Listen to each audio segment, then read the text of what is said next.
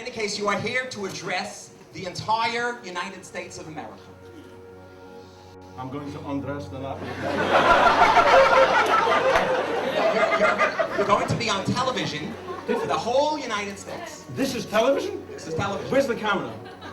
Oh, this is the camera? Oh, I speak to the whole of America. All of America. I want to say, Mr. and Mrs. America, it's mamish for me a great cover to be here to speak to you, because today is going to be a big Kiddush Hashem. Also, can I also say for my friends from Borough Park and Williamsburg that might be watching? Absolutely. I can talk to them also. For my friends in Borough Park and Williamsburg, is een große Schutze watching the television and op Timme op beide Zure.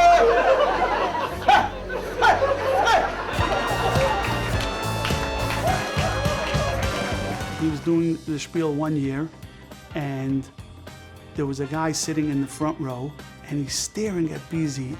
He says, I know this guy from somewhere. I don't know where I know him from. And it hit him in the middle of the spiel. This guy is a corporate lawyer in the same firm. And it was one of the senior partners. So a few days later, he calls BZ into his office, and he says, were you at the Purim spiel? And BZ said to him, please don't tell anybody. What was very surprising about him was that how he kept his law life out of his regular life. It's practically impossible to do what he did. He went to work like from 9 to whatever time. Sometimes he would work till 11 o'clock at night. His name was Bob Weiss. And he left the office, Bob Weiss was finished. He was back to BZ Weiss. Nobody here knew him as Bob Weiss, you know. Once in a while I would joke, hey, Bob, and he would look at me like I'm not Bob, I'm BZ. BZ wanted to be Bob in the office. He wanted to be the person that everybody wanted to work with, that people wanted to be around, that was going to do a diligent and great work product. And it was surprising to me at the beginning that these two lives were so separate. To me, he's Bob. He was Bob, but I didn't know the BZ that everybody else knew. When BZ was born, they named him Benton, and all the Hungarian aunts and uncles clubbed together to say it's not a good name for him, that he should be called Robert, because all the doctors in the neighborhood were called Robert. So my mother-in-law listened to them and went back and changed his name to Robert. But you know what? I think he would have liked Benton better. It suited BZ better, more original.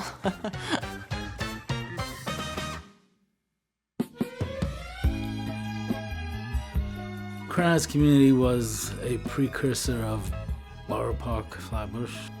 BZ and I were comrades. Mostly we spent our Shabbosim together. I would hang out in his house mostly. BZ's parents were amazing people. BZ's father, if you know BZ and his sense of humor, it came from his dad.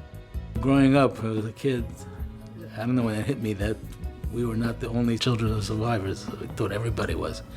All the yeshivas we went to were 99% Holocaust, children of Holocaust survivors. Started off together in Baba Yeshiva, and we went to a more modern yeshiva, Chassan Sefer. I was in Borough Park. I stayed there for quite a while. Through high school, BZ left, went to Tarvadas. So Tarvadas was a very unique yeshiva that it was not just one type of person.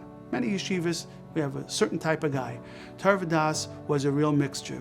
And you could have a Chassidish guy and a Litvish guy and a guy that wore, in those days, a leather yarmulke, a kippah sruga, all in the same base medrash. We studied under the tutelage of Rav Palm. And Rav Palm was someone who also drilled in us the obligation to give back and to do as much as you can on behalf of the community. And BZ took that very much to heart. We all did Perche. We all were leaders in Perche. And in those days, and I didn't do this, but other people did it, they went to the hospitals to blow shofar on Rosh Hashanah. And we all went to camp because part of growing up was you had to give back to the kids.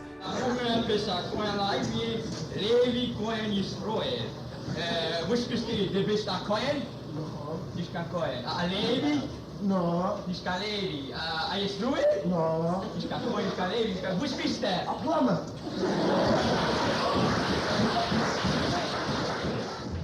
very early on when we came to camp, it became very apparent that he's a very talented person. There was this idea that they would give you a bunch of words and they would tell you that you have to act the word out. And I remember the word was supercalifragilisticexpialidocious. And we're sitting around the room and we're discussing this what are we gonna do with this word? And like just literally out of nothing, he says, I have it. We're gonna dress up as cauliflowers and we're gonna have this whole skit that before being a cauliflower, we were actually a duchess. And what happened was we were banished and we can't be duchesses anymore, so we became cauliflowers. So we are super cauliflower expialiduchesses. And that was his thing. And I'm telling you, it doesn't sound like much, but I'm telling you, it was inspired. The big picture is we came from a very dark upbringing, and that was his defense. Okay, this is Malchi when her wedding. On the right is Tsibi, her sister, then her mother, on the left her mother, Tante Mime Esther, and then Libu, her sister. That's 1935? 1935, about then. All right. Tsibi died in Bergen-Belsen. The rest in Auschwitz. His father went from camp to camp. I think like 7 years he was running around from place to place. And his mother went from, I think, more than one camp, if I remember correctly. He had one brother. He was a half-brother. And he just needed his humor and his personality to get him going. Because he could be very serious, BZ. At our graduation, because he had this terrific sense of humor, which we all enjoyed throughout the high school years, he was the valedictorian, and we all expected him to get up and be funny in his speech. BZ got up and put away a valedictorian address that would be suited for a Rosh HaMemshalah. BZ had a marvelous mix of serious and funny. First he had everybody crying for 15 minutes. I still remember my father-in-law crying and crying and then laughing and laughing. He was brilliant that way. By my Eifruf that Moshe Zimberg was at and Yossi Gross was at, the obvious speaker was BZ, so he spoke. And he got up to speak, and of course he was funny, and he was also serious and so on. And I had an aunt and an uncle that were there, my mother's sister and her husband, and they lived in London at the time. And they saw BZ, and they said, I think I have somebody that I can recommend as a shidduch. He can talk, I'll just be quiet. But this is not just for now. For the rest of the life. He can talk, I'll be quiet.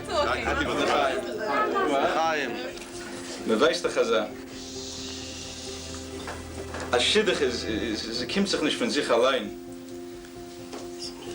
Shidduch, many people are involved normally. This is especially true when there's an ocean dividing each of the Bal Simchas. I feel like it's an international event. It's obviously receiving press coverage. And this is the siddur. Dear Judy, as you begin to daven in this siddur on your wedding day, may all of your tefillos and pleas be heard favorably, together with those of your avos and imahos who are surely being misspelled for you. May you merit to use this siddur in good health through long life, and with the knowledge that your davening can and will make a difference. Please be misbabel for us today and every day for a long life together, replete with joy, direction, and purpose. My wish and prayer for you is that Mi'ez Hashem we will be blessed with children and grandchildren who will always be as happy as I am today. Yours forever, Ben Sion.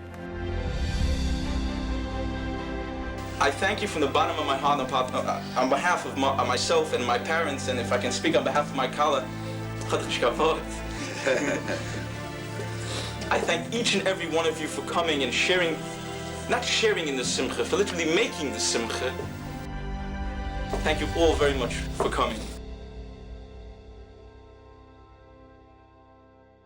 While we were both in Tarvadas, we began preparing for the LSATs. When we got our scores, we both realized that we had an opportunity to maybe both be accepted to Columbia, which was our first choice. I was very intimidated by this Ivy League setup. He was a little bit intimidated, but he really made himself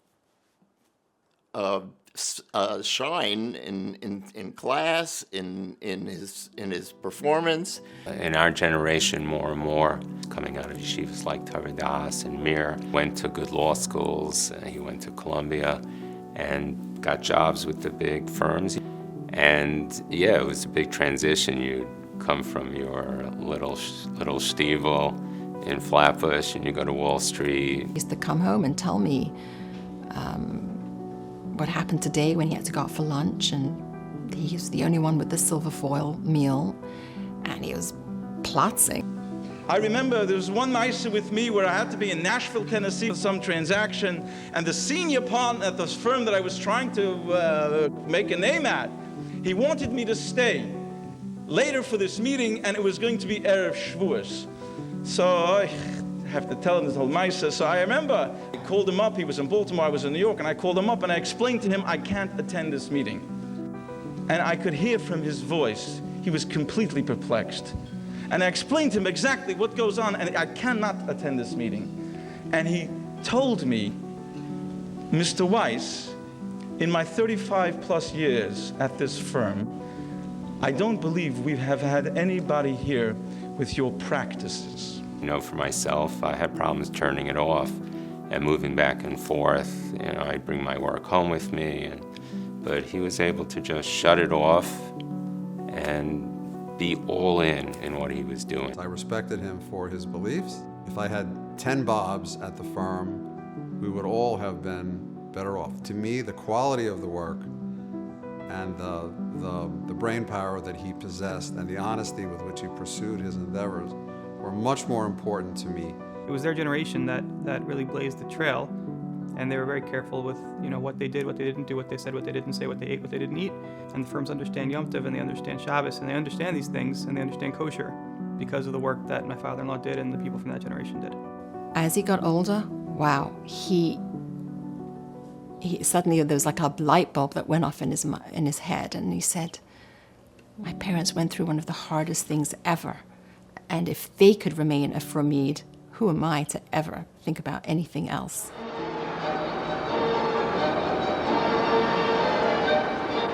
We are trying to make a successful Hanukkah party, but being very new at this, we haven't a clue as to what to do. We're desperate. We're going to ask anybody and everybody about how to make a successful Hanukkah party. That's all it is. Maybe this guy knows. Come this way. Anybody? You don't have Alka-Seltzer? Good Hanukkah party? You got a on Hanukkah and Christmas. Hanukkah, Christmas? Yeah. We work in Christmas. Work in Christmas? Yeah. I think you're crazy. What do you have to do to make a successful Hanukkah party? Well, you haven't got a problem. Your wife's Hungarian. He's always wanted to say something witty or something clever on video. But I told him, I said all my witty innuendos last year this time. I have nothing left to say, except I'm glad to be doing this in America this year and not in London last year. It was very hard for her. She had her entire family in London. She had no immediate family on her side here. But BZ really, he understood that innately. He took off, I think, 3 months from work. And the only reason he did it was to help Judy acclimate. We just finished the party. People have just gone and People we're have gone. We're dead. I don't know. Is this a successful party? We had good people, and we had a good landlord. I think we knew how to make a successful Hanukkah party. Throughout the years after high school, I would always hear about him. I was aware that he didn't get married right away. I was aware that he, even once he got married, didn't have children right away. The first 6 years, we didn't have kids, and we did a few things, it didn't work, and that was pretty scary. I remember specifically one time when he explained to the public how it felt the first time when he sat in the waiting room and the doctor told him that he will never have any children. In ich gedenkt, also wie handigen Tag, noch mit genehmen Tests, hat uns angerufen in sein Office und hat uns gesagt, BZ Haluschen. Mr. and Mrs. Weiss, based on these results, I conclude that you will not ever have any children of your own. Versteht sich, von mir, the world stood still. They, I would say, were never depressed about it. I think that BZ channeled his energy to help other people be misameach in their simchas, and I personally think he always believed deep down that he would have kids also, and it was just a matter of time. We figured, amidst Hashem will give us children. We're going to do whatever we have to do to try and get pregnant. But in the meanwhile, let's have a good time. So we traveled a lot. One of the entrances to the old town. Very nice. Beautiful, beautiful town. He loved to travel. And he always used to say the best part of going on the trip is the planning.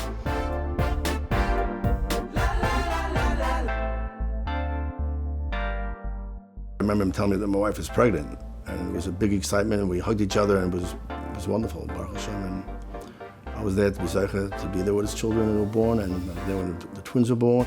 So he loved the boardwalk and he loved the aquarium. So whenever he would say, anybody want to join me? I was the first to volunteer. So I've been to the New York Aquarium many times with him. We would look at the tropical fish and he would say how much he loves them. It brings him peace and calm. And I have no particular interest in fish. I just, I wanted to be with him. One of us got an answer right Friday night to the question in the Var Torah. He made us get up and dance around in a circle. Even though we didn't want to do it, he's like, come, come, come.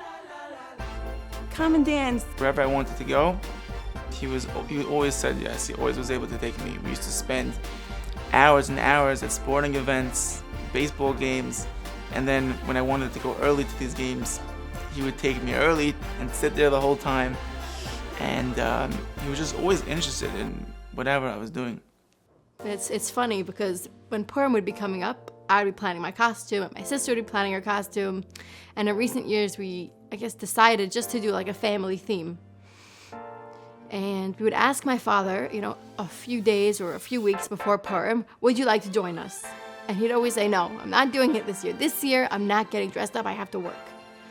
But we know how he worked. So we bought him a costume anyway. And then a few days before Purim, he'd start looking at our costumes, our shlachmanas, and we're preparing, and he'd say, did you have something for me? He was a performer and he enjoyed making people laugh. He used to say when I'm funny, when I'm making jokes, I knew if I was good because if they laughed, they knew I was funny. Hey, spät, sei spät.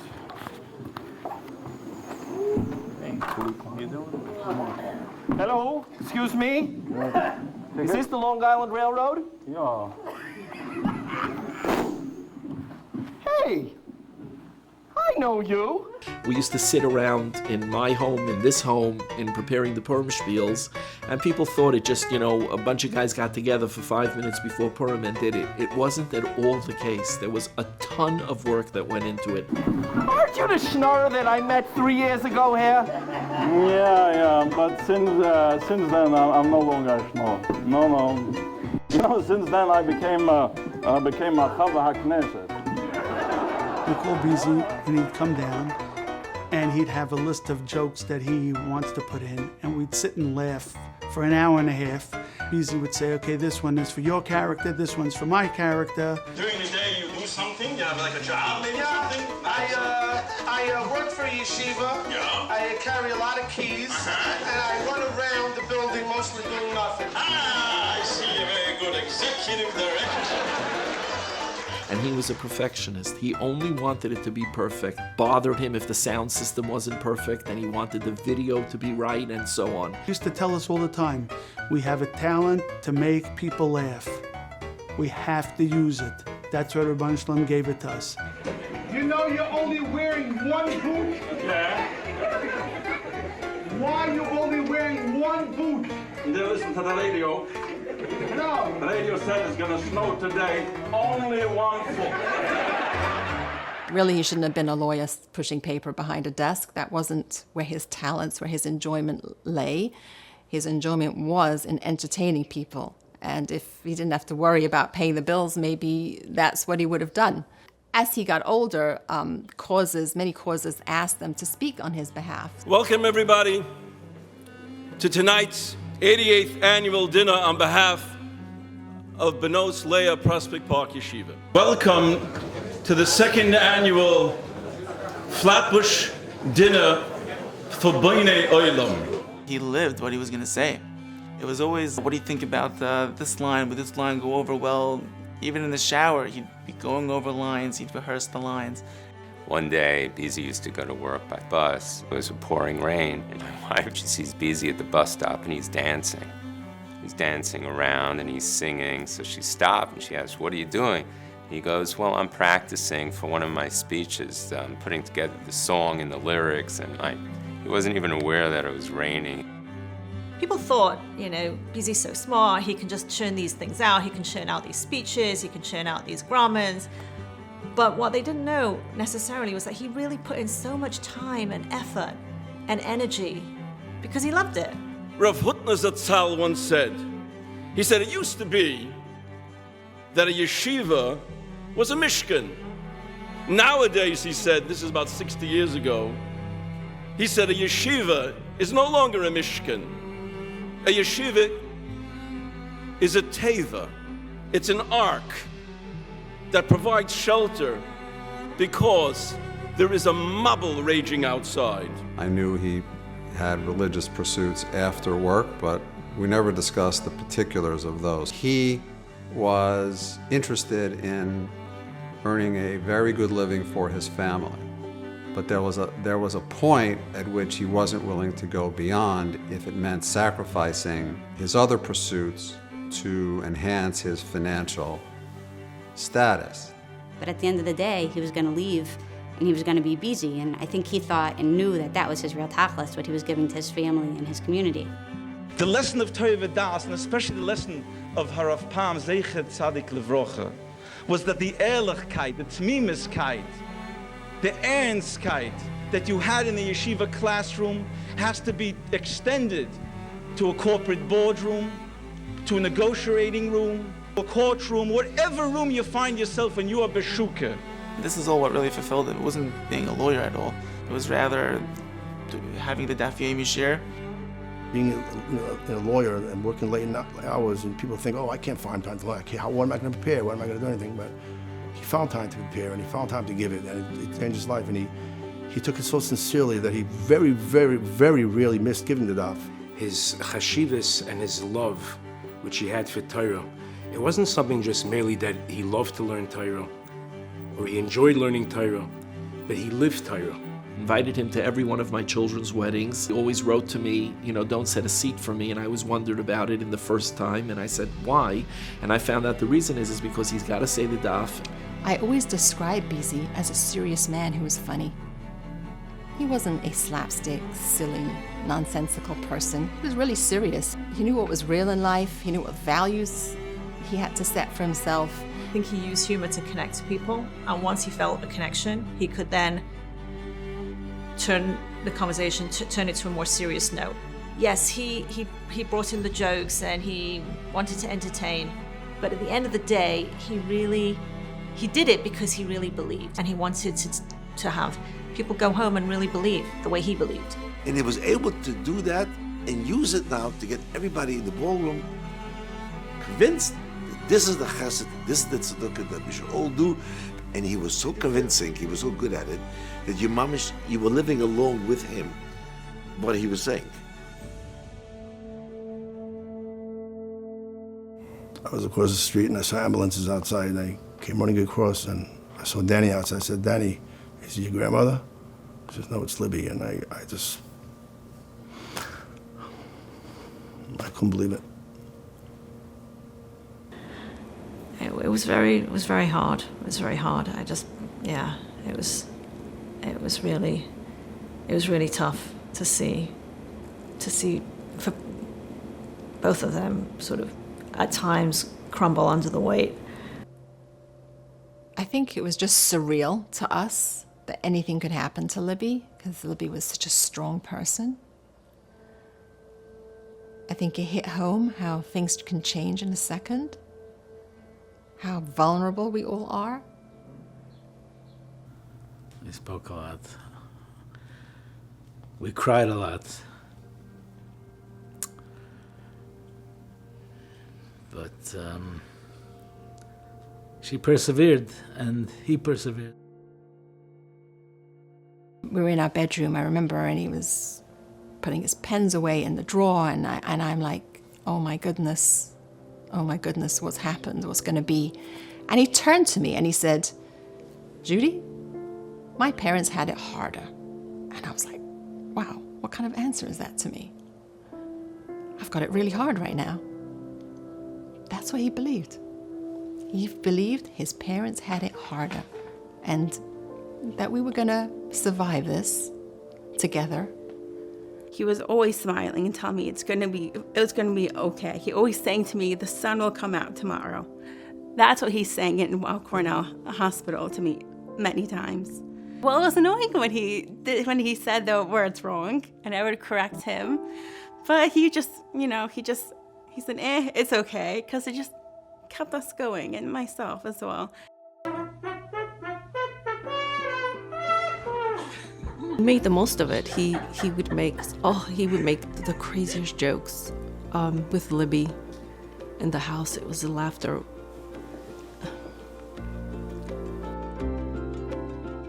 He was just making everyone so happy, and the way he made Libby laugh, all Libby's laughter just took over the whole house. Like he would just dress up for his daughter, wake up his daughter in the morning with a funny face and a different outfit and just try to make her life happy as can be. And in California, after therapy, after a long day of therapy, we went shopping in a supermarket, and he came over to me when I was in the aisle with a bouquet of flowers and a lemon. And he said, oh, just in time for Sukkot. And he started to shake around the aisle.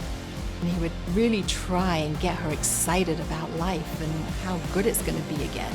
And he would do that nonstop. And he would, we had lots of singers come and lots of entertainers came, and he would join in with them. And he would be so excited and so happy and love it. There was one day where I went on Pesach, I couldn't find my watch, and I was looking all over the house for my watch, and my family members were looking for it, and he was my father was sitting on the couch, and I passed him, and he asked me a question. He said, Libby, do you think you're going to get your hand back? And I stopped, and I said, what? And he said, do you think you can get your movement back in your hand? And he looked at me straight in the face. And I stopped there,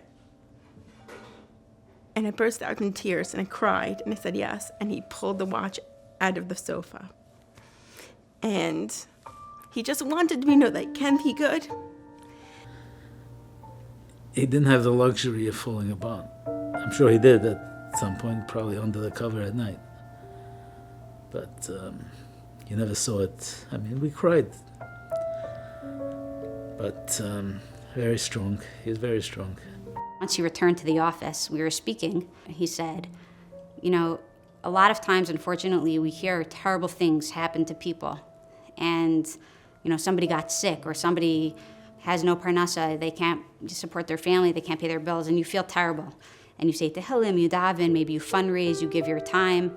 But at the end of the day, you go home, you hug your spouse, you have your children, you get into your own bed, and it's someone else. He said, but then all of a sudden, you wake up one day, and you're the person in the story.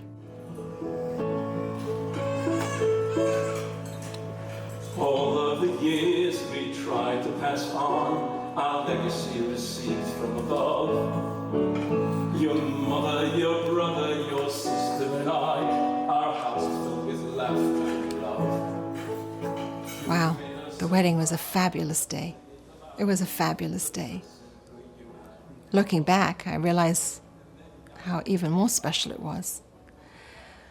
Shira had wanted a mitzvah tanz because she had seen her father do them for so many. of our relatives, but he said to Shira, we have no grandfathers, we have no uncles, hardly, they both passed away. Who's going to dance there? It's like, it's going to be ridiculous.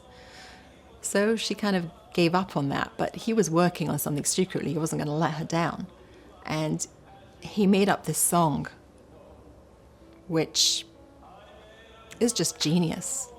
It's just genius, how he crafted the words. My heart stopped as I saw him step on the glass, and you were no longer alone. May you build such a beautiful home. May you both have a home of your own. 'Cause you know that there's no place like home. Yeah, you know that there's no place like home.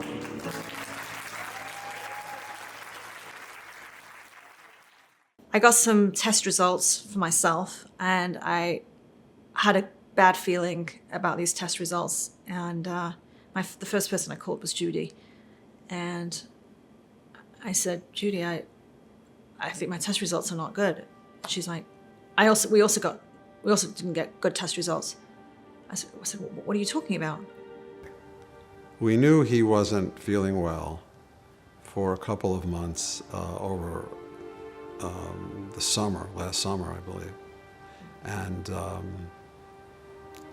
he wouldn't talk about it. I believe that he felt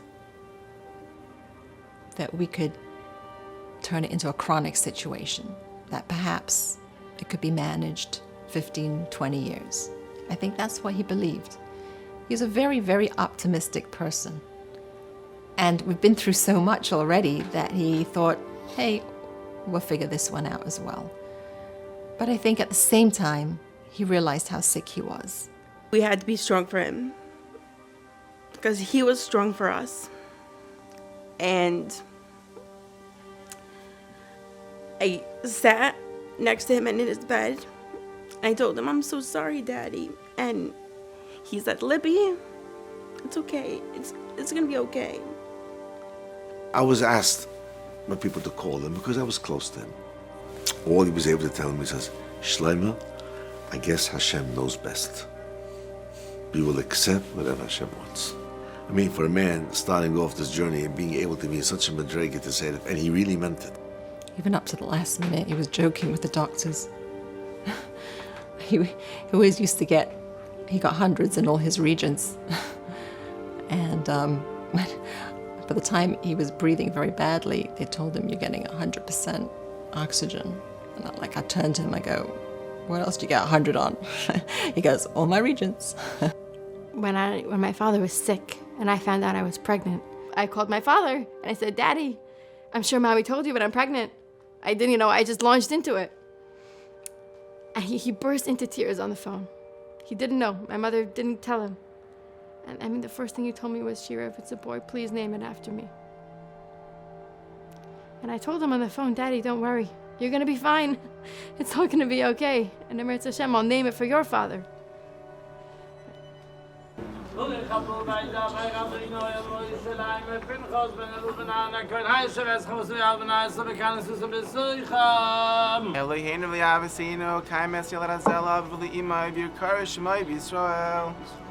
Yisrael ben Sion ben Yaakov. Obviously named after my shver, Khan Laracha, whose name was Yaakov ben Sion. But very much like Yaakov Avinu, my shver's life was marked with certain unique concerns, certain unique fights and challenges that he had throughout the years.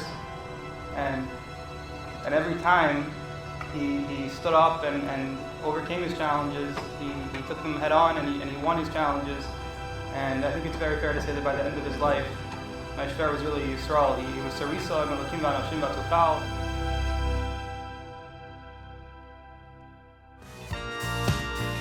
I had this following thing, very good.